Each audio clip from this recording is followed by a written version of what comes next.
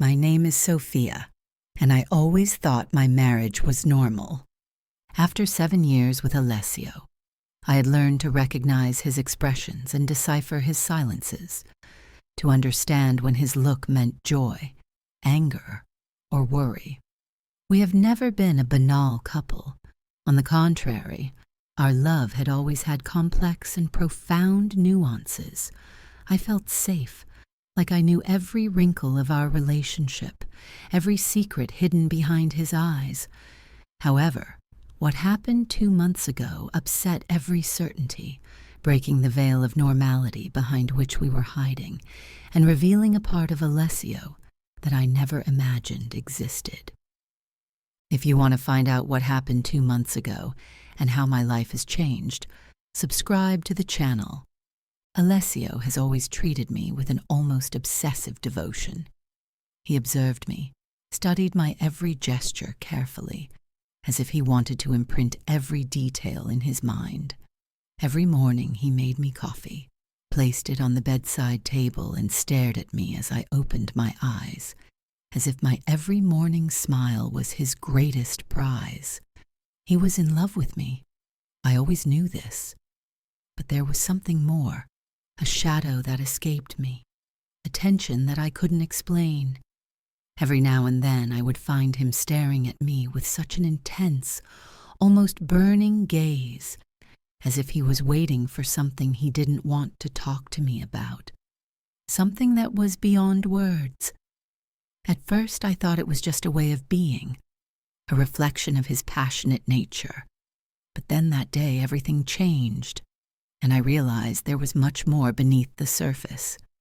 It was a warm June evening. The sunset was painting the sky in red and orange shades. I was tired after a long day at work and just wanted to relax on the couch with a glass of wine. Alessio was already home when I arrived, sitting at the kitchen table with a glass of whiskey in his hand.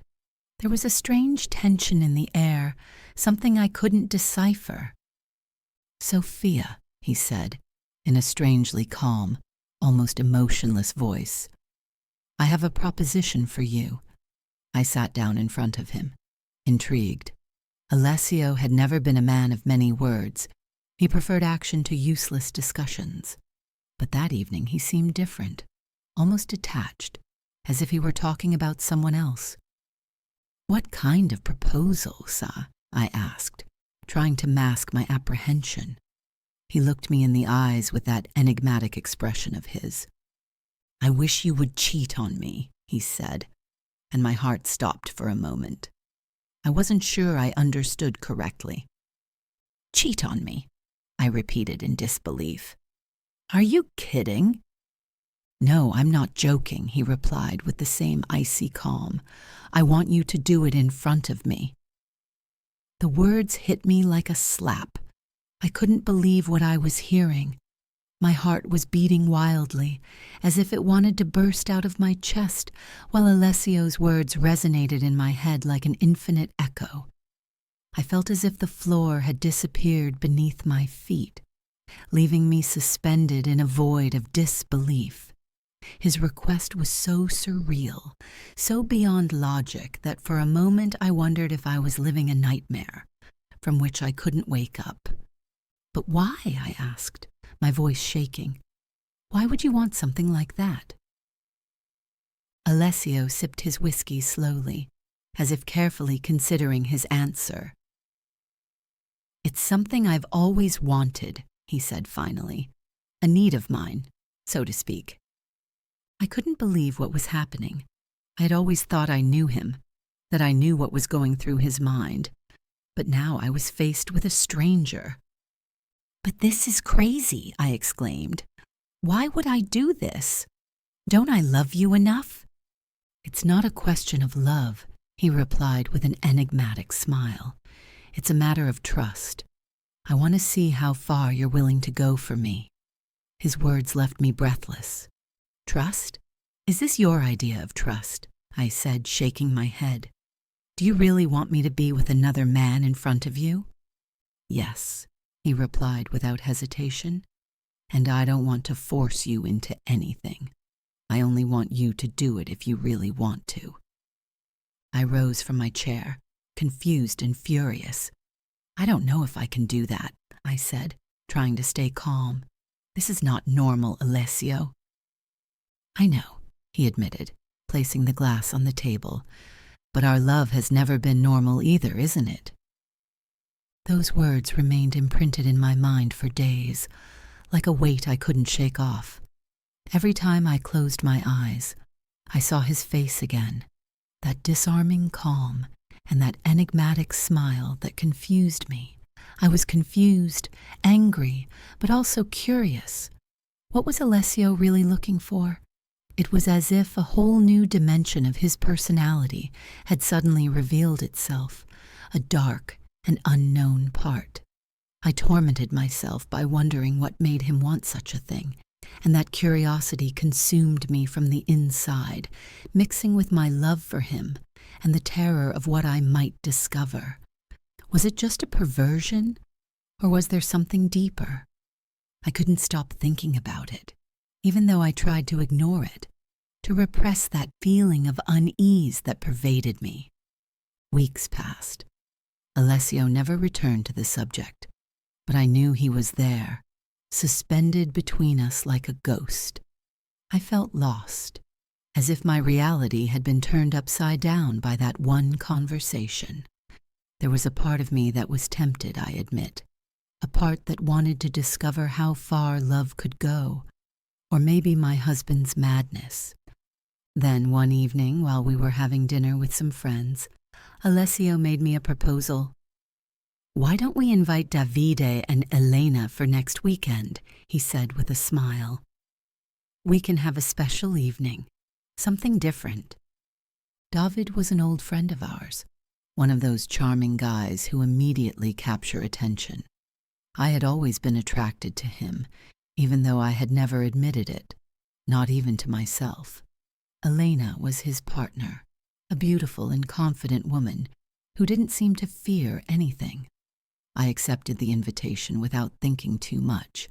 Maybe I wanted to test Alessio's intentions, or maybe I was just curious to see how the situation would evolve. The weekend arrived, and with it a palpable tension. I had chosen a tight black dress, a little too provocative perhaps, but I wanted to feel beautiful, desired. Alessio hadn't made any comments, but his eyes followed me everywhere. David and Elena arrived punctually, bringing with them a bottle of wine and their unmistakable lively energy. The evening began normally, with laughter and light conversations. But as time passed, the tension grew, like a tide that slowly grew higher and more threatening. I felt Alessio's gaze on me, like a flame burning on my skin, a fire that made me vibrate with restlessness and desire at the same time. His every look seemed like a silent call, a hidden order that I couldn't ignore. I had drunk a little too much, perhaps to calm my nerves, to give myself the courage to face the unknown, or perhaps simply to escape that reality that seemed too surreal. Every sip was a way to repress fear, to drown reason and make room for impulse. And then it happened. Alessio stood up, and with a voice that seemed to come from another dimension said, "Sophia, why don't you show Davide our little secret?" The room suddenly went silent. David looked at me confused, while Elena smiled, as if she knew something that I didn't. I felt my heart beat faster and faster. A rush of adrenaline ran down my spine. "What are you talking about, Alessio?" I asked, trying to keep my voice steady.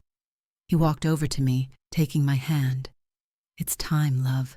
Trust me," he said. I didn't know what to do. I was paralyzed by fear and uncertainty, but something in that moment, maybe the alcohol, or my own curiosity, pushed me to take a step forward, feeling his burning gaze on me. Then the unthinkable happened. Our lips met in a kiss that seemed to burn with desire and confusion, a mixture of passion and fear mixing in a swirl of uncontrollable emotions. I felt David's lips tremble against mine, as if he too was torn between desire and uncertainty. For a moment, the world around us seemed to fade away, leaving only the warmth of our bodies and the frantic beating of my heart. David hesitated for a moment. His eyes sought mine as if to ask for silent permission, but then he let go, holding me with a strength that conveyed need and abandonment. Elena watched with a mixture of surprise and pleasure. Her lips curved into an enigmatic smile, almost as if she was enjoying every second of that forbidden scene. Alessio, on the other hand, remained motionless, with an indecipherable expression. When I pulled away from David, the silence was deafening. Nobody spoke.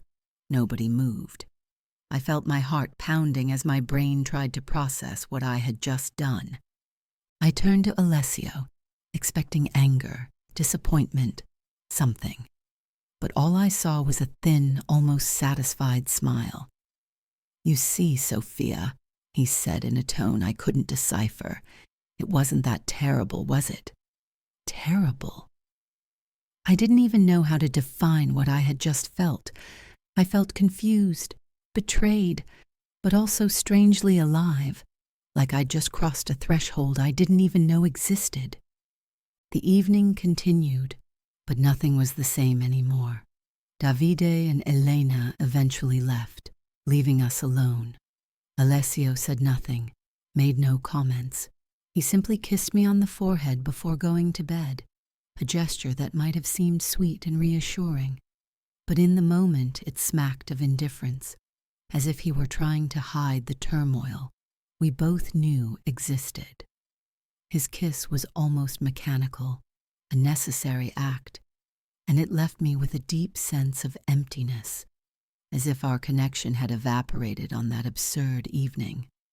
I knew that nothing would ever be normal again. There was a silence between us, a space that had become increasingly vast and cold.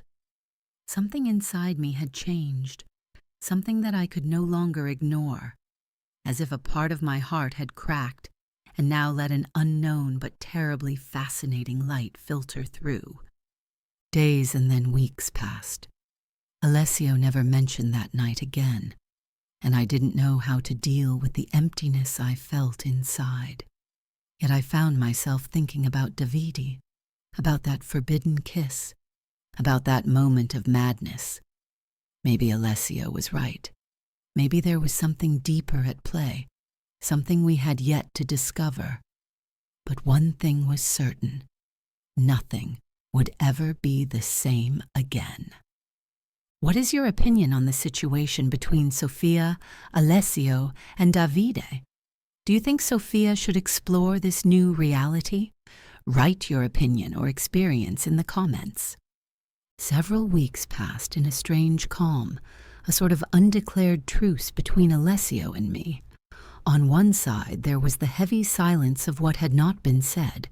On the other, an undercurrent of tension and desire. I felt as if I was balanced on a thin thread, suspended between the security of my usual life and an abyss of unknown and overwhelming sensations. Every day was like walking on a tightrope above the void, with my heart beating fast from the fear of falling, but also from the excitement of discovering what was on the other side. The uncertainty was like an electric current running through me, fueling desires and doubts that I had never dared to fully face. Davide sent me a message a few days after that evening. A simple, "How are you?" Nothing too compromising, but I knew there was much more behind those words. I stared at the phone screen for a few moments, my heart pounding, my hands shaking slightly. Then, without thinking too much, I replied, "Good. You?" From then on, the messages became more frequent.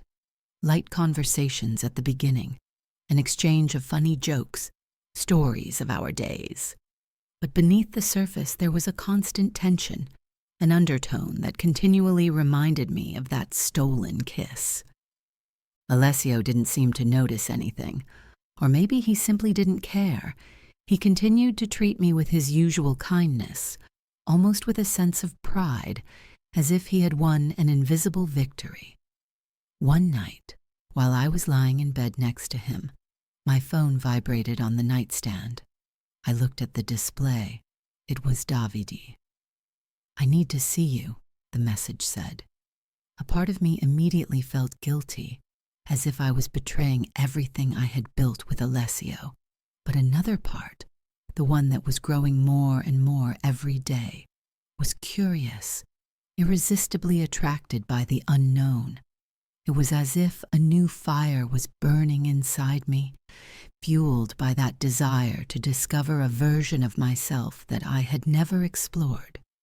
I wondered what it would be like to give in to that curiosity, abandon myself to that forbidden desire that made me feel alive like never before, albeit at the cost of an internal torment that wore me down.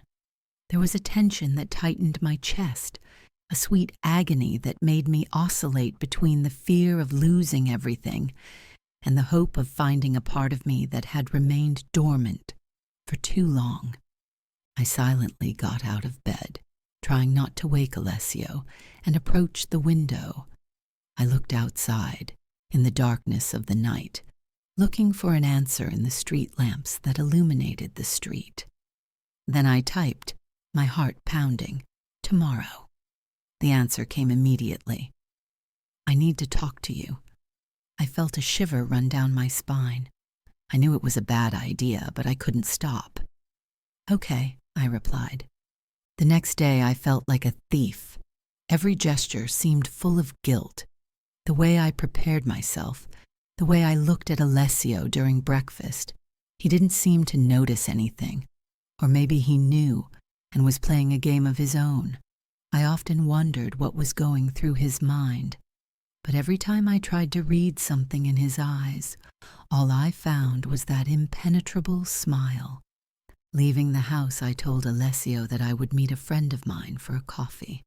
He looked at me with a shadow of doubt, but didn't say anything, just nodded as if everything was perfectly normal. And I felt like a fool, like a little girl lying for the first time. I arrived at the bar where we had decided to meet. It was a small place, hidden on a side street, with dim lights and jazz music playing in the background. David was already there, sitting at a table in a corner. When he saw me, he stood up and smiled at me, a smile full of nervousness. "Thanks for coming," she said as I sat down. "I don't know why I'm here," I replied, trying to sound more confident than I actually felt.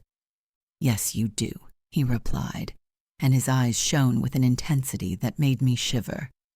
"There is something between us, something we cannot ignore." I couldn't deny it. There was something, a palpable tension that made me feel alive and confused at the same time. "But Alessio," I began, but he interrupted me. "Alessio already knows everything, Sophia," Davide said with a decisive tone. "He wanted it, didn't he?" I was speechless. "What do you want to say?" I asked, feeling a pang of panic. Davide approached, lowering his voice, as if he were revealing a secret. "Alessio spoke to me before that evening. He asked me if I would like to participate, and I accepted."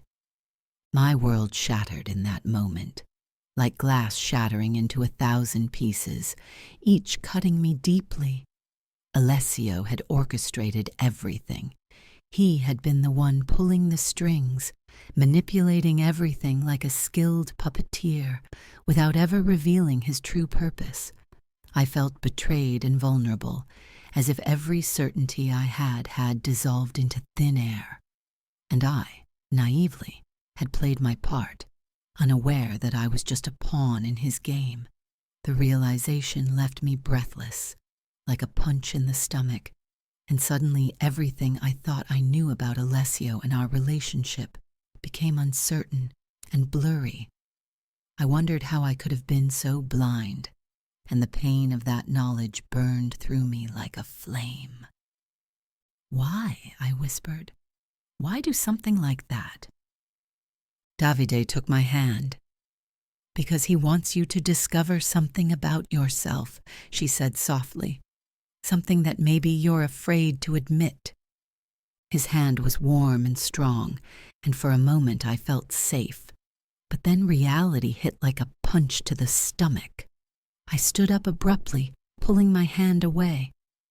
I don't know what you're trying to tell me, but I can't do this, I said, my voice shaking. Davide did nothing to stop me. He just looked at me with those piercing eyes, filled with something I couldn't decipher. Sophia, think about it, he said. This could be the start of something real. Something real. Don't close that door. But the door for me already seemed closed. I returned home with a heavy heart and a head full of questions. When I entered, Alessio welcomed me with his calm, serene smile. "How was coffee with your friend?" he asked in a tone that seemed innocent. "It was interesting," I replied, trying to hide the turmoil inside me. He nodded as if he already knew the answer. I approached him, trying to understand. "Why did you do it?" I asked him in a low voice.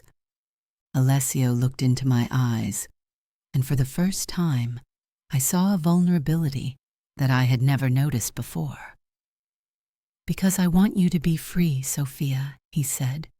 "Free to choose, free to understand who you really are, without fear, without limits." I felt overwhelmed by a wave of conflicting emotions. On the one hand, anger and a sense of betrayal, an acute pain that made me feel as if the ground beneath me was collapsing. On the other, a spark of understanding, of awareness that was starting to make its way into the chaos of my thoughts. Maybe Alessio was right. Maybe in all of this there was a truth that I had never wanted to face, a part of me that I had always hidden, for fear of what it might mean. It was as if a door had opened ajar, revealing a version of myself that I didn't know, a more authentic version, free from the chains of expectations and fears. I felt my heart divided, trapped between the pain of what I was losing and the promise of a new freedom, a future that terrified and attracted me at the same time. And so that night, while Alessio slept, I looked at him for a long time, wondering if I was really ready to discover who I was, even at the cost of losing everything I knew. But perhaps, at that moment, I had already started to change, and my life, from that point on, would never be the same again. If you want to receive new videos of the series, write "I want the sequel" in the comments. If you liked the video, leave a like and subscribe to the channel to receive a preview of the next publications. Thanks.